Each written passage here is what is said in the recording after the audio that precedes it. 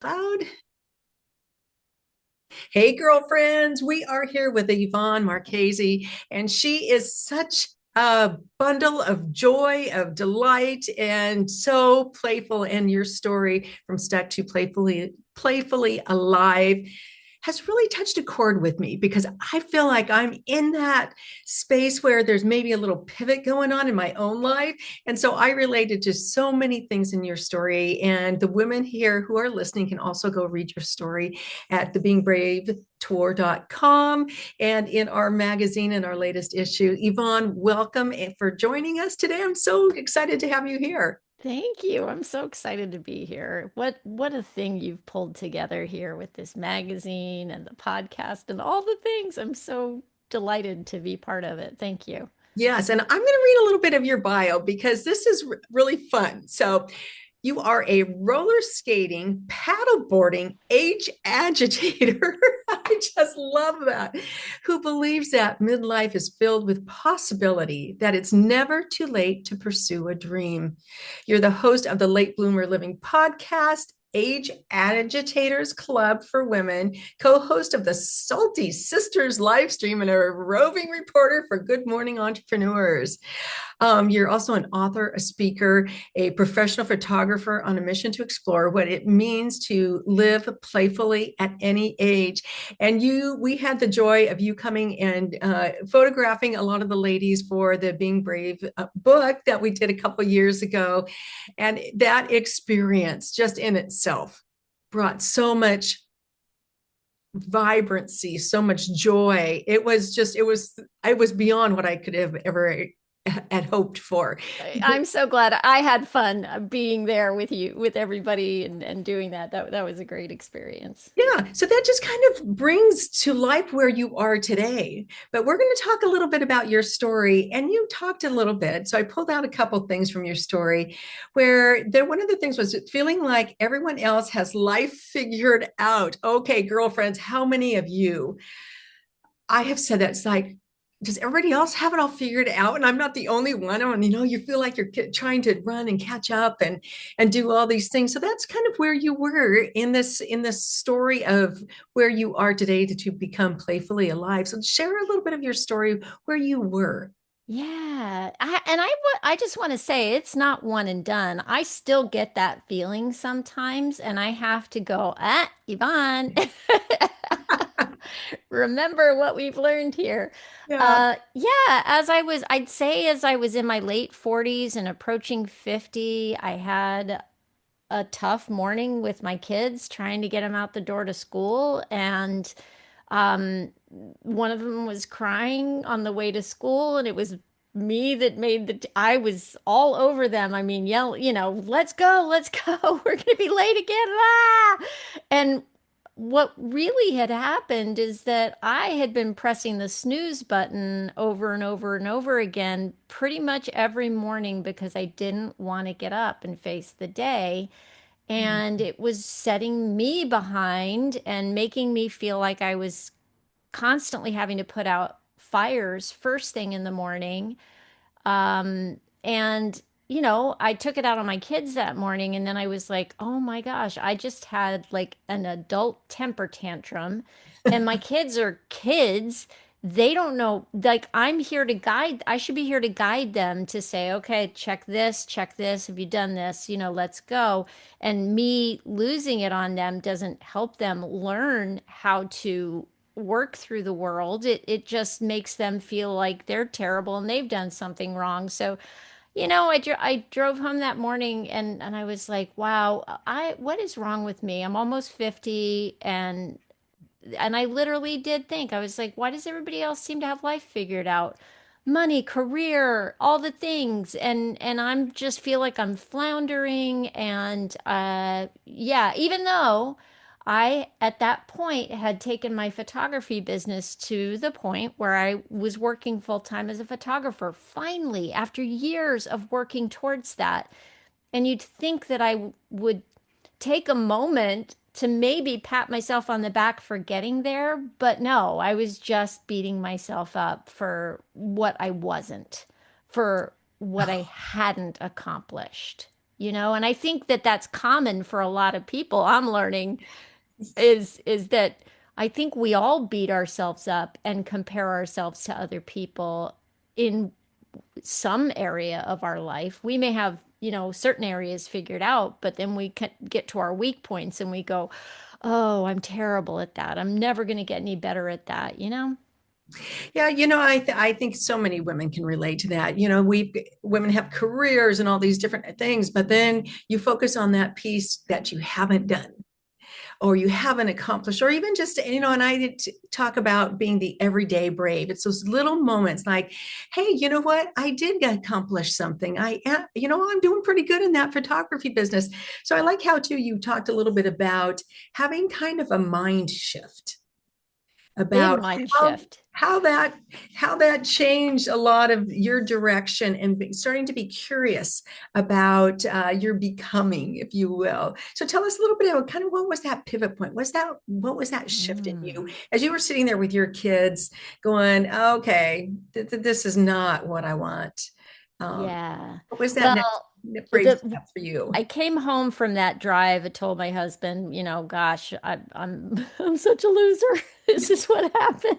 Oh, And he gave me a hug, bless him, and he suggested he knew I was on a self-help journey already, and he was like, I just finished this book by Mel Robbins, The 5 Second Rule, yeah. which, long story short, I read it, I saw myself all over it, and especially around this idea of the snooze button. And I just tried an experiment. It was like 30 days.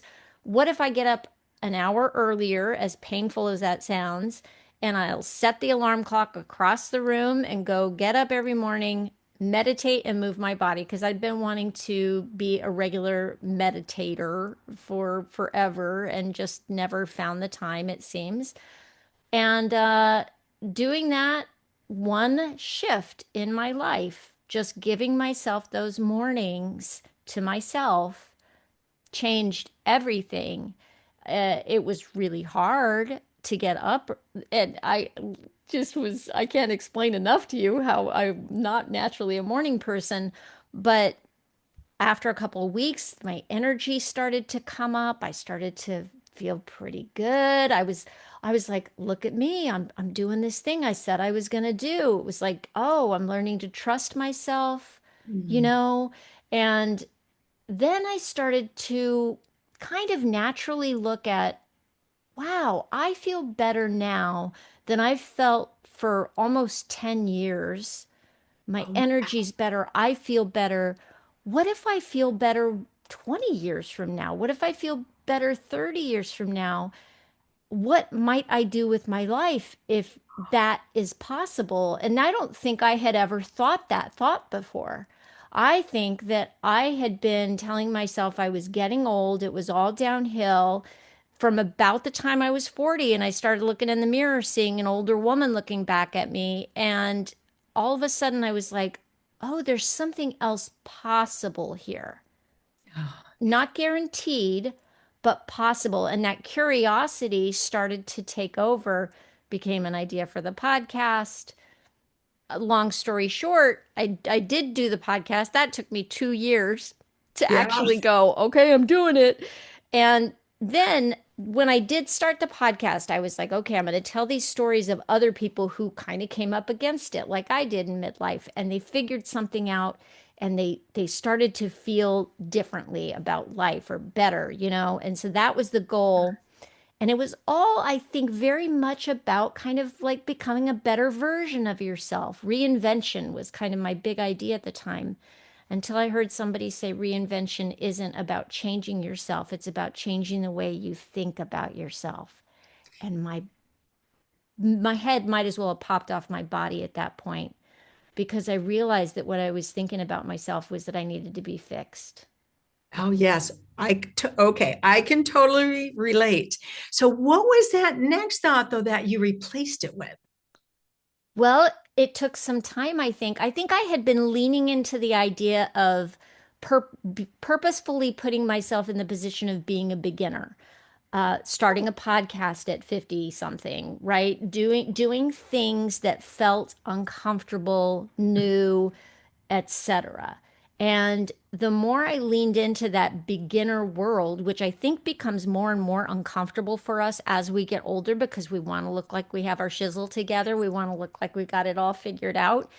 And the more we can lean into things that interest us, not everything, what is calling you? What's of interest to you? What intrigues you? What do you look at somebody doing and go, "Oh, that looks like fun, but yeah, that's not for me."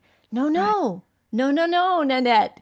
That there might be something there for you. And when I started to get curious and lean into the idea of being playful with it, not having it have to be a big, heavy thing. Let's just experiment. What if the work I'm doing is experimental?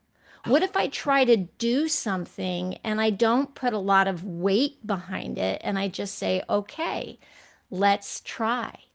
Let's Right. see what happens. So I see a couple different things that I'm noticing about this. One is that beginner kind of mentality, allowing yourself to be in that space and go, hey, you know what? Maybe I can learn something and those possibilities. And then the other thing that I see with you is that this attitude or being playful. Well, playful seems important to you. So for me, I think the word that I like is vibrant. I want to have a vibrant life. Yeah. And so it would be interesting to hear from the ladies, what word would you put there? What kind of life would you want? Because it seems like once you put that playful kind of spirit to it, it opens up some doors. It's like you take all the pressure of the outcome.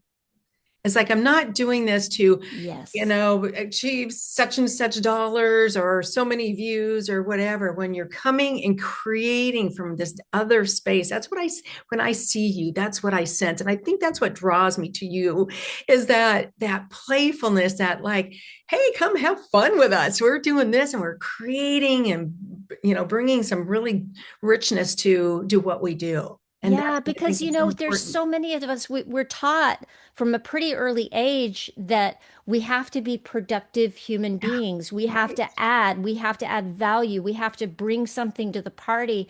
And that's great. And yes, and Yes. what if we did it in a way that honored who we are, that allowed for us to be more of who we are in the world and not have to earn our place because of our productivity, because of how I don't know, just I think we get into the trap of productivity, and I know I very often still do this. Oh, I'm so busy. I'm so busy, and I'm wearing busy as a badge of honor.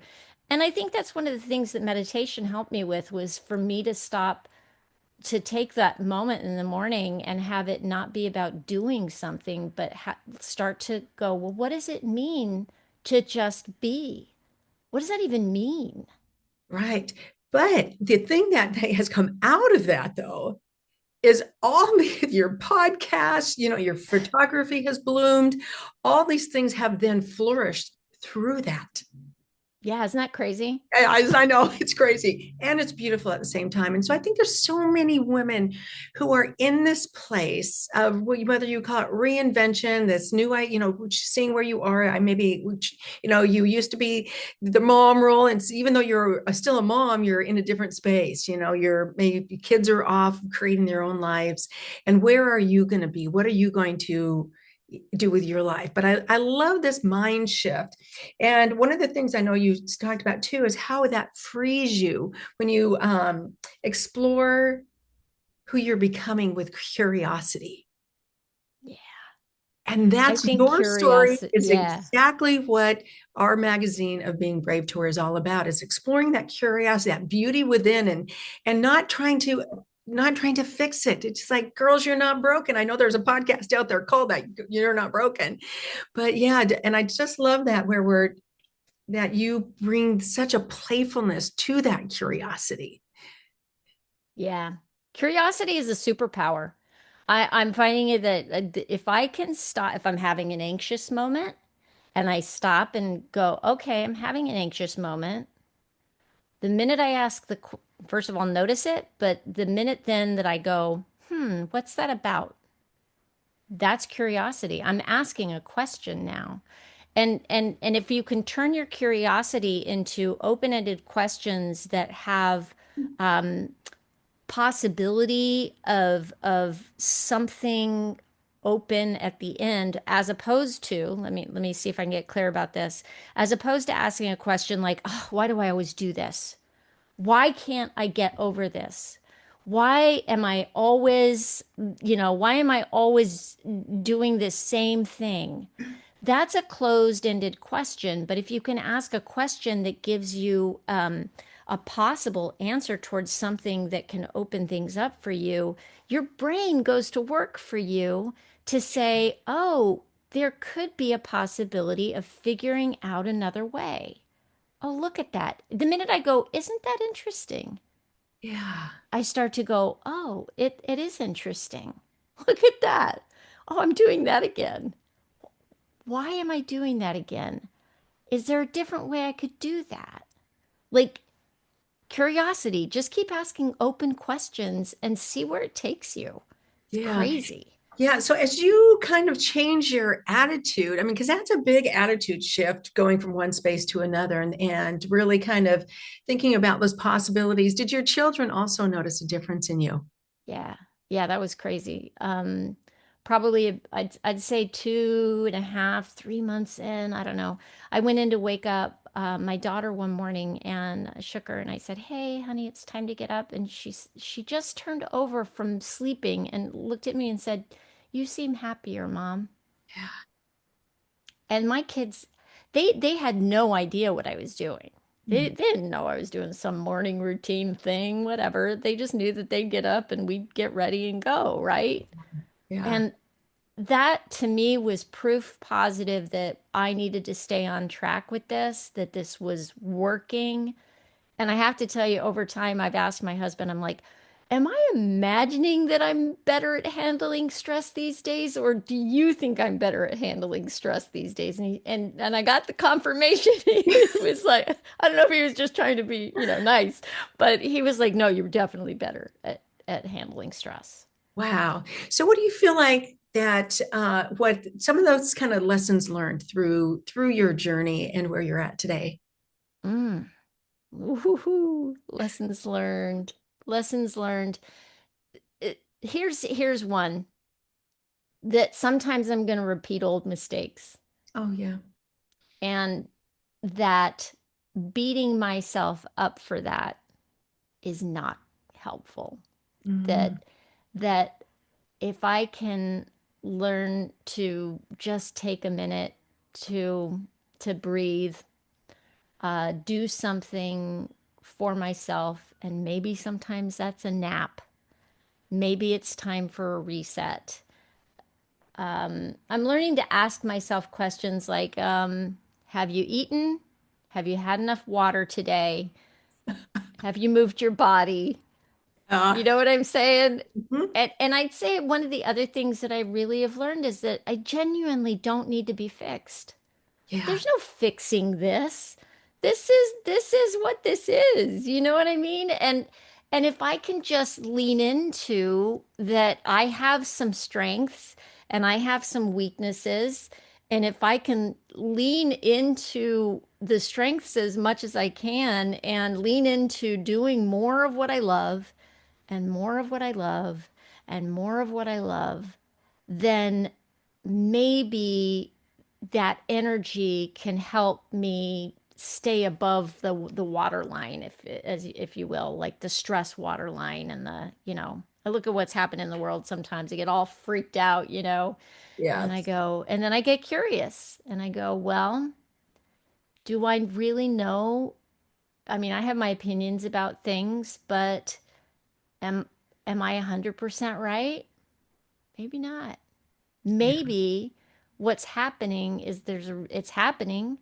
So maybe there's a reason beyond me that I can't see. Wow. You talk about accepting yourself is the starting line. And Yeah. that what you were talking about right there is a great example of that, of being that curious. Anything else you would add to that for that kind of that self acceptance kind of space? as your starting Yeah. space and as a place. I think you talked about freedom. Yeah. It's also like accepting situations too, right?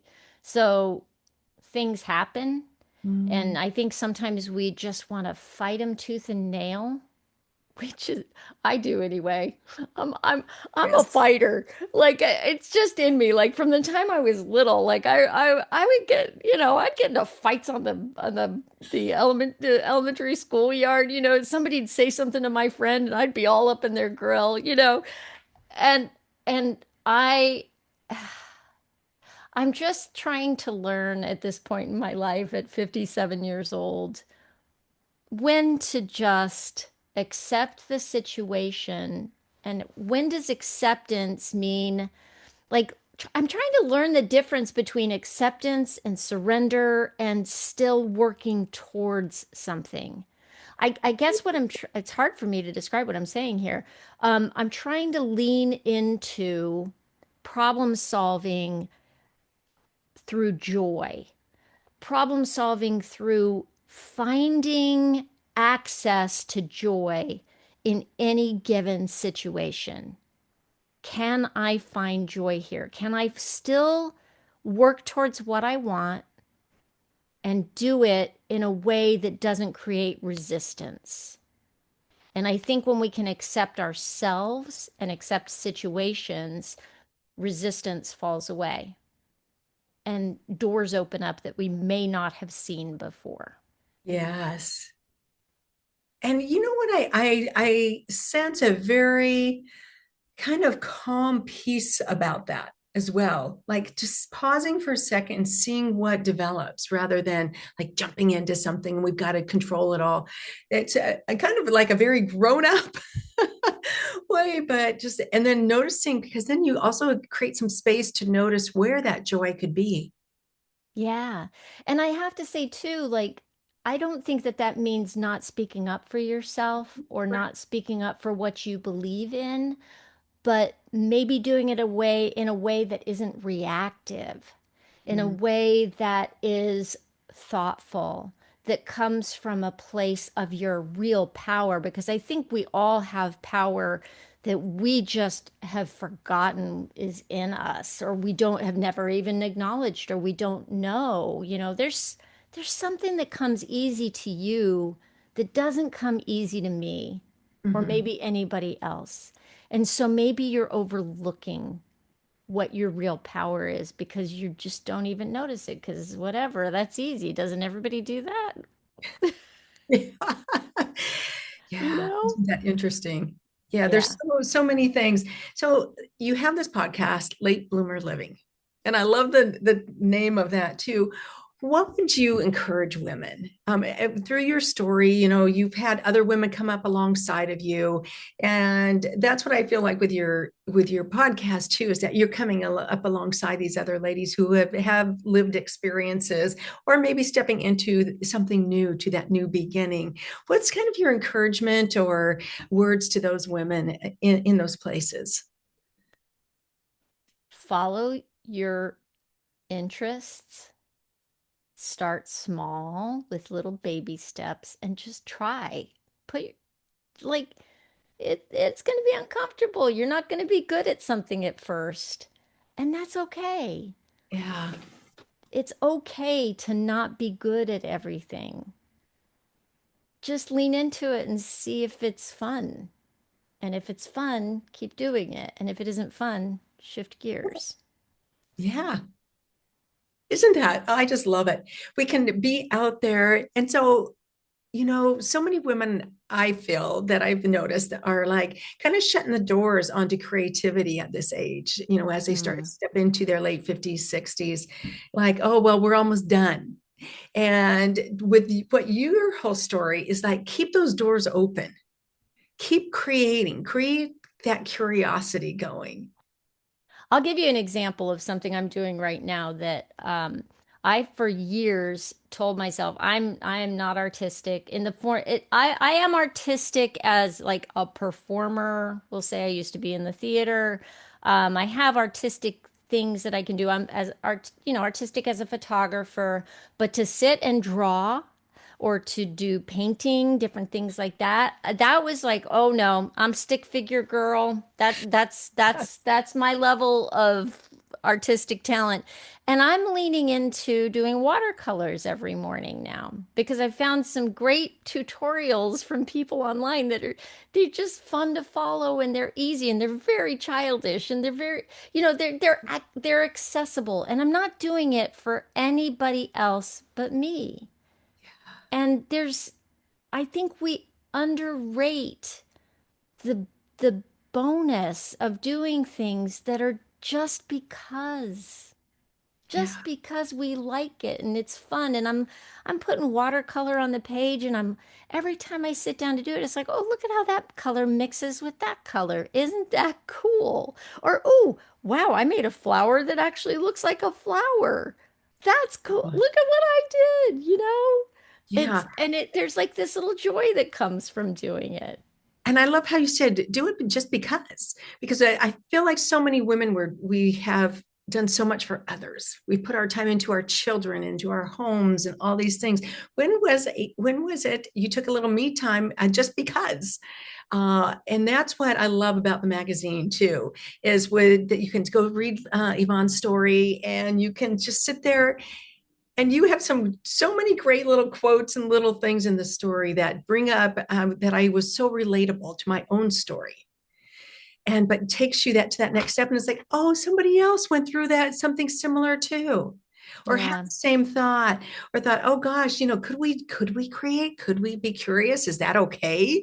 you know Yeah, I want to know if, like, for anybody watching right now, do you even know what you find playful anymore? oh, I think we lose touch I with did it. not. And there's different ways. Like, we have natural tendencies towards play. That's how we learned as babies. That's how we learned to walk and talk was through experimentation and play. And our moms and dads going, ma, ma, ma, ma, ba, ba, ba, ba, ba, and you're just going, ba, ba, ba, ba, ba. It's all just, that's how we're wired. And if we can lean into play, not as something that's frivolous, not as something that's nice to have, but is that something that actually can stimulate our brains and give us energy. It's not selfish. It gives us the energy to go out and create more in the world, Yeah. to give more of ourselves because we have more to give. Yes.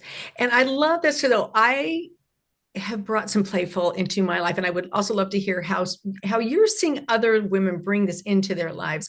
So I had a bike, and have been very consistent about working out over the years. That's something that is easy for me to just, not that I work out hard or anything, but I am consistent. But I finally sold my road bike and bought an electric bike. And I feel like a kid on it.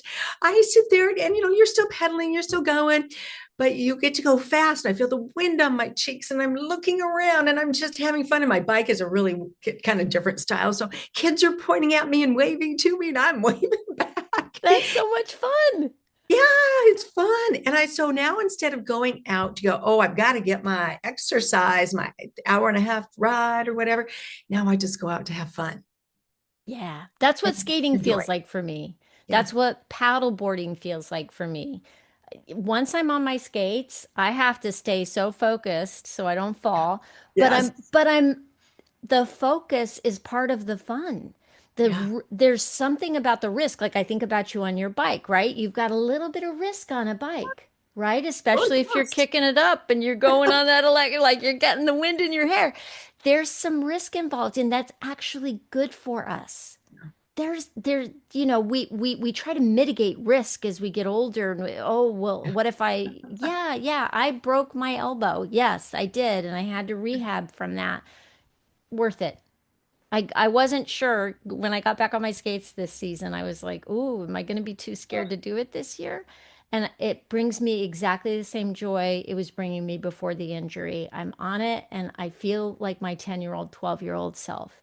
And I'm Yeah. not saying skating's for everybody, but there's something that you find playful. Like I don't like board games. I don't like card games. That's not my kind of play. But for you, that may be what it is. Or maybe it's sitting and reading a good book. That's play. That There's is. things that people don't think of as play that is play. If you enjoy taking in a story or telling a story, maybe you're a social, maybe your play is being social with people, organizing get-togethers, different things like that. So there's different things that can be playful for people that they're not even really thinking of as play. And it sounds like it's the attitude going into it. 100%. You nailed it. You nailed it. It is. It is all attitude. They have a really hard time defining play. The people who study it, it's spontaneous. Although I do allow time on my calendar for play.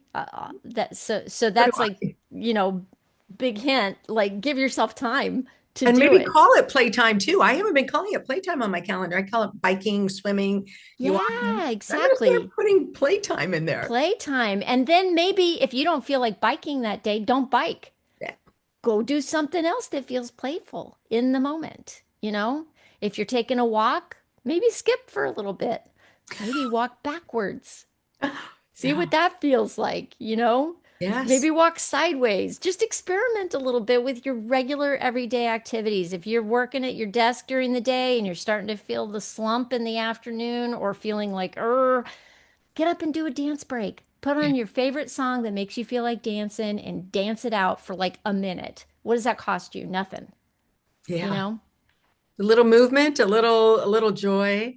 Yes. Yeah. And that's what I think has drawn me so much to you, just that spirit of that playfulness. I'm like, she's got something I want. And it's that joy.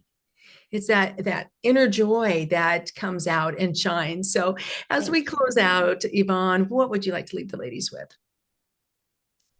Go have some fun. Do Yeah. more of what you love. That's what I want to leave you with.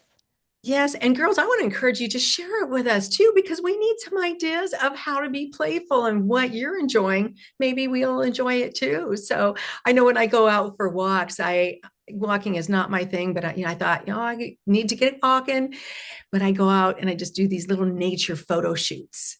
And then Yeah. I share them because that brings me joy and I love it. And so if anyone ever goes walks with me, it's like, don't plan on going fast because I'm not going fast. I said, I may stop and take a picture of the dandelions. My Remember, my husband, when he walks with me, he takes pictures of me taking pictures. And he's planning to put together a book called My Wife Takes Pictures.